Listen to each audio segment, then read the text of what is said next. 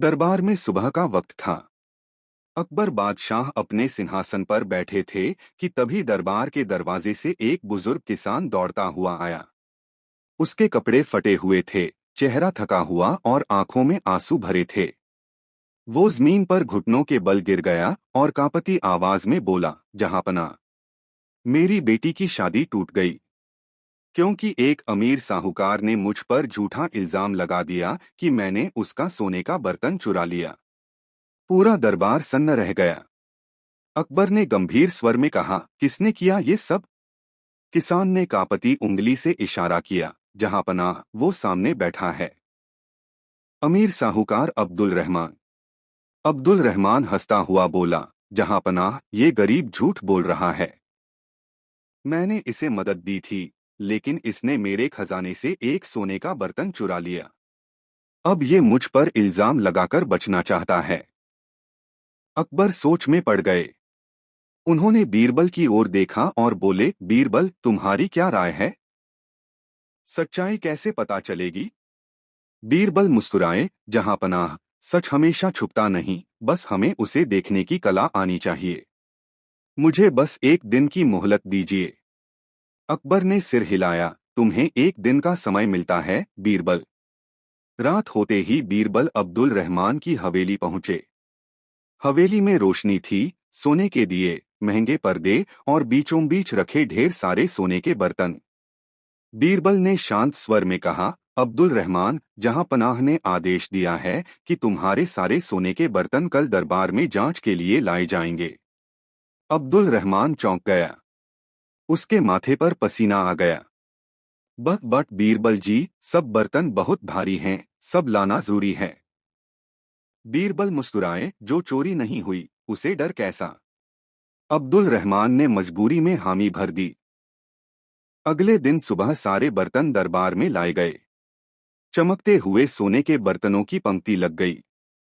बीरबल ने उन पर हल्का सा लाल रंग का सुगंधित तेल लगवाया। सब हैरान थे कि बीरबल क्या करने वाले हैं। बीरबल ने कहा, अब इन बर्तनों को पर्दे के पीछे रख दिया जाए। जिसके पास भी सच्चाई है, वो इन बर्तनों को पहचान लेगा। सबसे पहले किसान अंदर गया। वो कुछ देर तक बर्तनों को देखता रहा और बोला, जहांपनाह, मैंने कोई चोरी नहीं की। मुझे फर्क नहीं पड़ता कौन सा बर्तन किसका है। वो बाहर निकल आया। फिर अब्दुल रहमान अंदर गया। कुछ ही क्षणों बाद वो बाहर आया तो बीरबल की नजरें उसके हाथों पर टिक गईं। बीरबल मुस्कुराए और बोले, सिपाहियों, इसे पकड़ लो। अकबर हैरान हुए, बीरबल? लेकिन किसी ने कुछ नहीं लिया, सब बर्तन तो यही हैं। बीरबल ने कहा, जहांपनाह, मैंने बर्तनों पर जो सुगंधित तेल लगाया था, वो छूने से हाथों में खुशबू छोड़ देता है। किसान के हाथों में कोई गंध नहीं थी, लेकिन अब्दुल रहमान के हाथों से तेज खुशबू आ रही है। पूरा दरबार चौंक गया।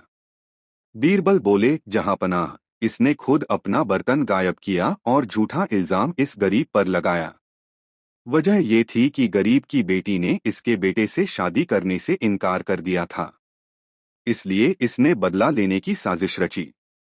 अकबर का चेहरा सख्त हो गया। उन्होंने कहा, अब्दुल रहमान, तेरी अमीरी ने तेरा दिल अंधा कर दिया है। तूने एक बेकसूर गरीब की जिंदगी बर्बाद करने की कोशिश की। तुझे सजा मिलेगी। अकबर ने आदेश दिया, इस किसान को 10 एकड़ जमीन दी जाए और उसकी बेटी की शादी के लिए राजकोष से सहायता दी जाए और अब्दुल रहमान पर जुर्माना लगाया जाए। किसान की आंखों से आंसू बह निकले। वो बोला, जहांपनाह, मैंने तो सिर्फ इंसाफ मांगा था, मगर आपने मुझे सम्मान और जिंदगी दोनों दे दी। अकबर ने मुस्कुराकर कहा, और ये इंसाफ बीरबल की बुद्धि से संभव हुआ है।